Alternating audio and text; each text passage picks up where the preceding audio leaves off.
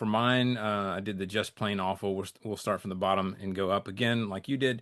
Mississippi State, sorry, Mississippi State. And honestly don't think it's because there's like a lack of talent or lack of coaching. I think they've just been fighting an uphill battle for a while now, and they also have a really difficult schedule this Yeah. year. So all of those things kind of stacked against them.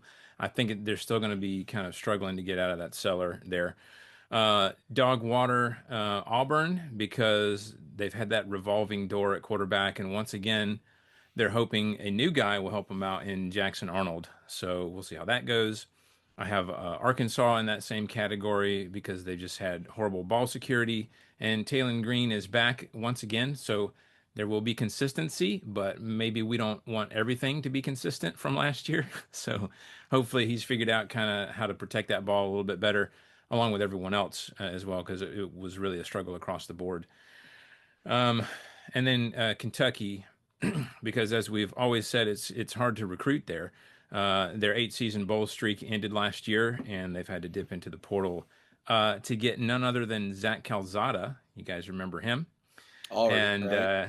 yeah, he's Wild. quarterback there now, and the defense looks different as well. So, I think he was the last Auburn quarterback to beat Bama, wasn't he? ooh, that's an interesting stat. Maybe, yeah. That I don't I'm not know. sure. I'm not I sure. mean, God, it hasn't he been in the league for like 30 years? We're Like, going to talk about him No more when Hunter we we'll get to the Renfro. tip, discuss, but but sheesh. I think he's a seventh year senior. That So anyway, COVID year, man, gave everybody 3 years eligibility. No, it's even older. It is Bo Nix was the Bo last one. Nix. Okay, Uh, gotcha. They defeated us 48-45 in 2019. Ah, yes, that was that crazy whew. shootout Yeah. game. I'm Yeah. Now, trying to wrap my remember, brain around the idea of Auburn scoring 48 points in a I know. game. We haven't seen We that in a did while. have like 2 years ago. Yeah, 2-ish years ago, we had the like four overtimes or whatever, and they got close. Mm, Right. And then the Midland category, I'm putting OU there. Sorry, Brady. But actually, like you said, I mean, it's not really a cut. Like you said, I view the teams in Midland, they could go either way. So it could be good, could be bad. But I think they got a lot of potential, OU that is. So they could go either way.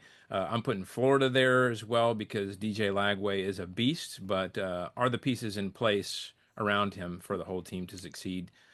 Mizzou, I've got there as well, mostly because they've got a favorable schedule that sets them up again. nicely.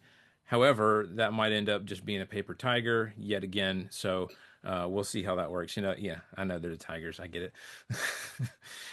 Tennessee, I'm going to put there. Sorry, Matt, because I know they lost a lot. I know you said they've got a lot returning on defense, but obviously there's a lot to overcome on the offensive side. However, Heupel, usually has them coached up well on that side of the ball, so we'll see. And I know they've recruited well as well, so they could end up doing some good things this year. Vanderbilt, I've got there as well because they've got some tough opponents this season once again.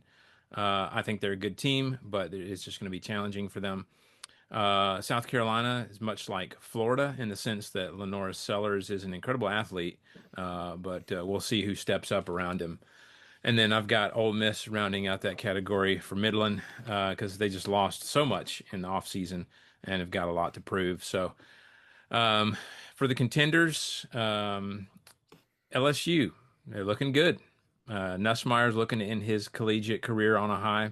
Brian Kelly's looking to get over that hump. And then I also have Texas A&M in there. I think they're sneaky good.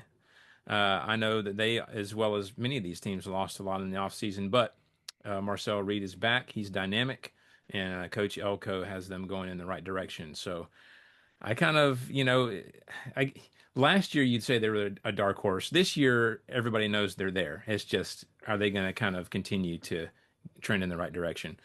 Um, and then favorites, Texas. They're everybody's favorite. You just look anywhere.